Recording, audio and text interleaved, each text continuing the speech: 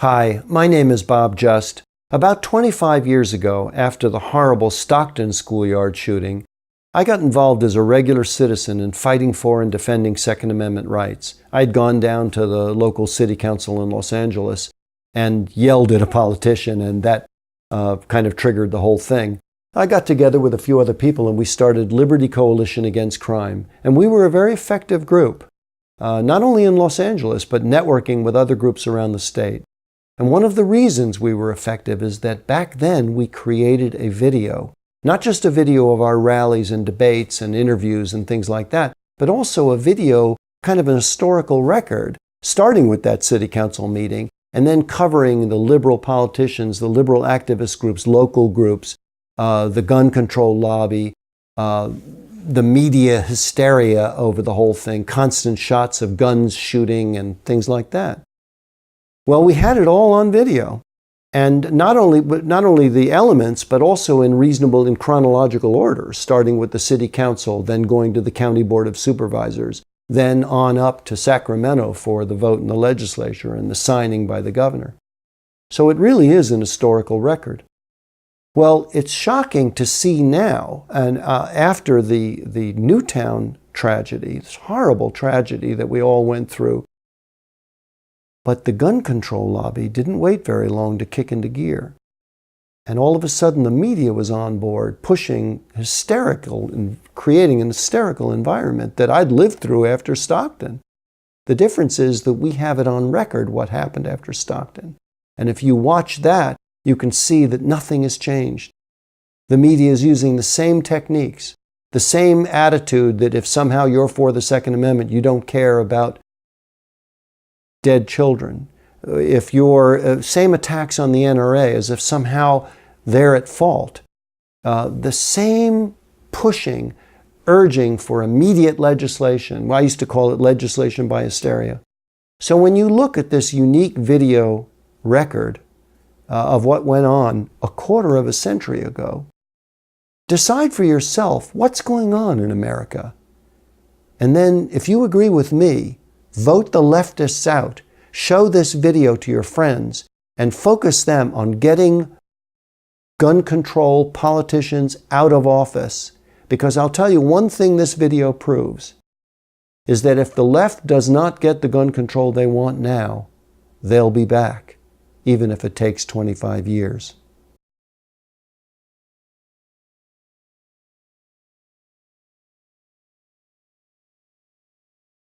Today, the City Council okayed the controversial measure, making LA the largest city to ban those guns.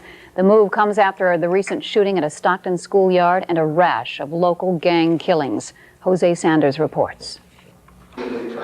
According to some in the council chambers today, it was time for a showdown, and gun owners were out in force. But then so were the people pushing for a municipal ban on semi-automatic weapons. These should not be sold, and these should not be possessed in our city limits. We are not here talking about hunting rifles. We are not talking about handguns. We are not even talking about Saturday night specials. We are talking about offensive weapons of war. But today, some members of the NRA declared war on the city council as members pushed for the new ordinance. In China, the Chinese government will not allow their citizens to own an AK-47. And Sergeant, will you maintain order, please? The new ordinance would make it a misdemeanor to sell or possess an automatic weapon. City Attorney James Hahn says the law has been well researched. This law will make it a crime to sell or possess these weapons. It will be a misdemeanor with a punishment of up to 6 months in the county jail and a fine of $1,000. Simply because they happen to look like a military, fully automatic weapon. It's just simply not right. You say it's your God-given right to have a gun. It's my God-given right to raise my child and know he'll go to school and come home alive. And I don't have that right now. The public hearing over, the council voted 12-0 to ban assault rifles. Afterward, the argument continued between gun owners and gun opponents. An hour after the council acted, Mayor Bradley signed the assault rifle ban and urged the legislature to outlaw the weapons statewide. And I think that the legislature can just pick up this ordinance and take it word for word. We can defend it, and we will defend it. And there's a different climate right now in this country than there was a few years ago about the use of these weapons. Los Angeles thus leaps into new territory on the issue of gun control. A legal test is certain. The practical test is what effect the ban will have on the gang wars in the streets. A group calling itself the Liberty Coalition Against Crime began a campaign to fight assault weapons legislation. Its members say new gun laws are not what's needed. They advocate anti-crime programs, tougher penalties for criminals, and court reform. Obviously, our court system is not doing what it needs to do. We're plea bargaining, letting these criminals back out on the street to be repeat offenders over and over and over again, which we've seen with the Purdy case. And the Purdy case is a reference, of course, to Patrick Purdy, the gunman who opened fire on a Stockton schoolyard last month. 200 people packed this SCOC meeting at a South Central LA church. It was a kickoff meeting to push for statewide legislation banning assault rifles. The South Central Organizing Committee also plans to target the National Rifle Association for its support of the ownership and possession of assault weapons. We are here to ask our elected officials to pledge not to accept any money from the Nuts and Renegades Association, NRA. Also invited to the meeting were Attorney General John Vandekamp, State Senators Bill Green and David Roberti. All three signed pledges not to accept contributions from the NRA. The majority of our Californians are ready to ban the AK-47s and their like and every military assault weapon on the streets of California. Now, the National Rifle Association knows that. They know that they're a tiny minority. From here, SCOC leaders plan to meet with State Senator Roberti within a week to plan strategy on how to convince all state lawmakers to support legislation banning assault rifles.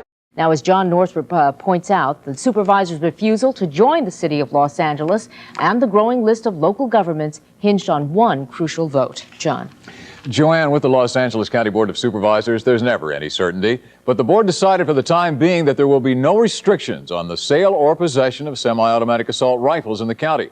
That affects 1 million people in unincorporated areas. There now are 5 cities in the county, including Los Angeles, which ban the sale and possession of the assault rifles. So a county resident caught with one of those weapons in one of those cities would be in violation of the law. Ban criminals, not guns! Ban criminals, not guns! Representatives of neighborhood groups from throughout Los Angeles had a verbal battle with people opposed to any restrictions on assault rifles. Groups like the United Neighborhoods Organization and South Central Organizing Committee want semi-automatic assault rifles banned. Go away, NRA! Go away, NRA! That are killing people senselessly in our streets. Dear God, those supporting a ban on the guns prayed outside the Board of Supervisors meeting room, while those against it chanted "God Bless America" in the background. Ban criminals, not guns! Ban criminals, not guns! Go away, NRA! Go away, NRA! The debate moved indoors. You may outlaw them here in the city of L.A., but you will not stop the firearms from coming into California. We have to stop someplace. We have to start someplace. We ask you to stop the sale and start with the legislation that's on the docket. Thank you. While the board listened, up in Sacramento, Assemblyman Mike Roos showed photos of what these guns can do. Some supervisors felt the law would be useless on such a small scale. Then came the vote. Supervisor Barham? No. Supervisor Hahn? Aye. Supervisor Dana? No. Supervisor Antonovich? No. Supervisor Elliman? Aye. All right, it fails, and therefore... How safe is this family in their home? One thing for sure, if they're like most Americans, they're probably talking about the dangerous, alarming proliferation of assault weapons, especially in light of what happened in Stockton when school children were gunned down at play. Perhaps now it is time for us to re-examine an 18th century Bill of Rights, which is being abused by 21st century urban terrorists. Oh, you don't want to do it. You're going to have to go someplace. Maybe go in here.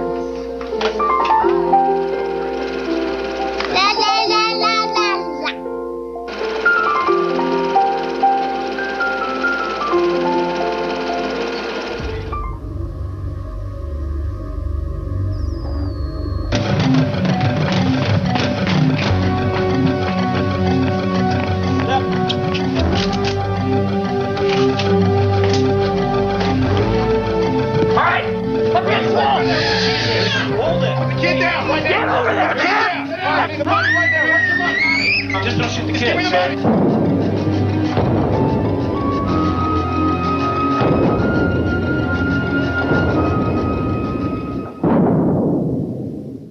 Is there a solution? Keith Morrison looks at the frightening reality tonight as he begins a special series of reports called Firepower. Keith. All right, thank you, Kelly. Got a letter today from a man who's upset about all the assault rifle news lately. He called it media-induced hysteria. Well, maybe it is. But we also wonder why this debate has been so long in coming. Ask why Andrea Garrett, 20 years old, 8 months pregnant, utterly innocent, was killed with her unborn baby by the bullets from an assault rifle. Ban on assault weapons is closer to becoming a certainty. There's a lot of anger over that, and today opponents raised their voices. Mark Brown reports. More than 200 strong, the members of the Liberty Coalition Against Crime gathered in front of City Hall. They want tighter controls on criminals, not guns, and they're hoping their message will reach the state capitol. They haven't heard the last of this, no matter what happens in Sacramento. What's happening in Sacramento is that 2 bills aimed at banning semi-automatic assault weapons are close to becoming law. None of these weapons that Senator Roberti and I have banned in our respective bills impinge at all upon the recreational shooter or the real sports person and hunter. These are superfluous weapons. They were made for one reason and one reason only, and that was to kill another human being. Coalition spokesman Robert Just doesn't see it that way. What was clearly happening, and this is a real danger in our society, the emotional hysteria was being translated into legislative hysteria. Governor Deukmejian said today he will sign legislation to ban dozens of models of assault weapons in California. But there are still several hurdles that must be crossed before that bill can become law. Sylvia Lopez reports.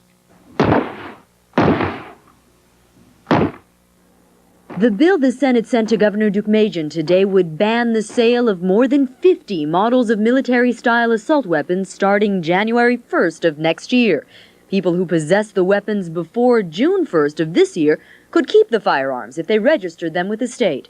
Community groups that have fought relentlessly for passage of a weapons ban are encouraged at the governor's pledge, but they're not claiming victory yet. We will be very disappointed if Deukmejian does not keep his promise, if he does not hear the cry of his people that they're expecting a victory, they're expecting him to sign it. Both Governor Deukmejian and Willie Brown, they are the key to this, and it is unfortunate that we in California have to wait on pins and needles to find out whether they're going to put the interests of our people ahead of their own interests. The compromise buys some time for groups that oppose a gun ban to sway more lawmakers to their side. I think that we have an opportunity now to call on our legislators to rethink this and not to bow to the pressure of the special interest groups.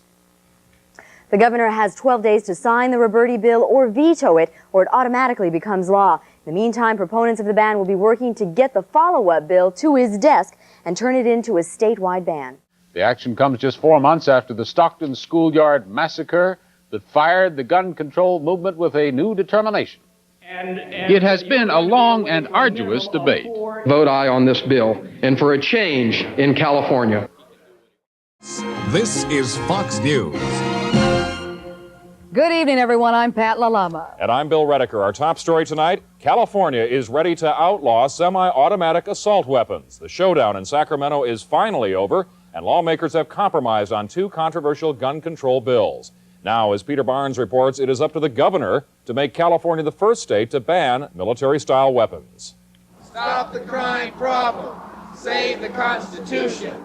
Outside the governor's Los Angeles office tonight, opponents of the assault weapon ban held a candlelight vigil, holding out hope that the governor will change his mind at the last minute. I believe very sincerely that we need to stop this move to take over guns. It's just the beginning. And in suburban Los Angeles today, nothing had changed at the Santa Anita firing range, not the weapons and not the opinions. I don't think it'll have an immediate effect because the criminal element always has access to it unless they stop the import. The outlaws are going to get guns anyway. They'll just pay more for them. But in other quarters, the vote to ban assault weapons was cheered. In the future, we're going to see the end and the sale and the proliferation of military assault weapons here in California. And that's going to result in the saving of the lives of innocent men, women, and children. The final bill was a compromise measure designed to win the approval of Governor Deukmejian. For example, it makes the first possession charge a civil penalty. In the original bill, it made it a tougher criminal charge. The Senate passed the bill by a wide margin, but in the House, the measure squeaked through by just one vote. The legislation would ban the manufacture and sale of more than 50 types of semi-automatic assault weapons, including the Chinese-made AK-47 used by the Stockton schoolyard killer. The bill now goes to the governor, who's expected to sign it next week. If he signs it, the ban would go into effect in January 1990. Peter Barnes, Fox News. State legislators may have had their say on the assault gun issue, but the controversy, of course, is far from over. Proponents from both sides of the assault gun ban are making their positions known to Governor Duke-Majan tonight and, of course, Californians in general. Bob Just of the Liberty Coalition Against Crime is here in our Hollywood studio to discuss the ban. Bob, first of all, it's a bit of an 11th hour effort by your organization, I would think, given the fact that the governor has said that he will sign this bill. Yes, that's true, but at the same time, we want to send a message to the people that this is setting a terrible precedent. We absolutely cannot allow our rights to be deprived of us, and at the same time not accomplishing the problem of crime. Our message, Liberty Coalition Against Crime, the message is let's solve the crime problem and stay away from the liberties of law-abiding citizens, and our legislators haven't done this, and I'm hoping the governor will veto it. Bob, joining us now is the author of the bill that passed today, Assemblyman Mike Roos, who's at his home in Silver Lake. Mike, your reaction to that statement? Well, unfortunately, I didn't catch it all. Well, what I was saying, Assemblyman Roos, is that we have to solve the crime problem. We have an anti-crime movement going on, and banning firearms is not going to solve the crime problem. Well, I disagree heartily. I believe that, in fact, that what we did today, this historic first step of any state legislature in the country, sends a strong message out that we aren't going to tolerate criminals with weapons. Plus, we're going to recognize that there are some weapons that are so dangerous, no citizen should have access to them. What we have here is legislation by hysteria, Assemblyman. This is not the way to make reasonable law. Reasonable law should be made in quiet, considered atmosphere. And for the last 4 months, all we have been seeing is hysteria and not the kind of atmosphere that we expect as citizens. Well, it's kind of a contradiction to say that it was hysterical and say that it was a 4-month process. The fact is that I had this bill 2 years ago, and the NRA defeated it soundly. The thing about living in Los Angeles, though, is reading about death after death every night of innocent people. Enough is enough. We've got to stop the violence. The fact of the matter is the hysteria that was going when in 1 month we had the Stockton incident, the terrible tragedy of the Stockton incident. We went from there to the city council vote in Los Angeles, to the county board of supervisors, right up to Sacramento, and even to hearings in Washington in 1 month. Now, if that isn't a hysterical reaction to an incident, and as you yourself pointed out, these incidents go on over and over and over again, that is the crime problem that we have to deal with serious penalties. Let me interrupt just 1 second if I could. Assemblyman Roos, a lot of your critics say it's the Band-Aid approach, that what this will actually do is exacerbate the black market, that these kids know where to find these people, know where to find these guns, and they'll just find another illegal way to do it. And I'd like to ask you, isn't it better that people have to work and pay a greater price to find some mysterious black market rather than to walk 4 or 5 blocks in their own neighborhood and be able to purchase these guns legally? Not at the cost of law-abiding citizens, Assemblyman. Not at the cost of law-abiding citizens. Did you hear me? That's what I want to know. What law-abiding citizen wants an Uzi or an AK-47? That is not up to you, Assemblyman. Well, it is up to a legislature. legislature. That is not up to you. Gentlemen, if we can interrupt for just a moment, if we can't hear either one of you, we're not going to get too far in this discussion. Let's focus the question at this point to Bob. You talked about the hysteria resulting in only a month's period of time. I'm not sure that's really hysteria, but if we don't do something insofar as controlling these guns, what do you tell the parents, for example, of those children in Stockton? Well, it is a terrible tragedy, and I have to say that at Liberty Coalition Against Crime and all the other groups that are involved in this on both sides, our hearts go out to the victims of violent crime, the thousands of parents every year who lose children to violent crime, but we cannot forget the millions of parents who lost children fighting for the rights that we hold dear. We must not forget those parents, and we must not forget those children who made the ultimate sacrifice for our rights. And I would call on Assemblyman Roos and politicians like him to consider that side when they're focused on the terrible tragedies that we face every day.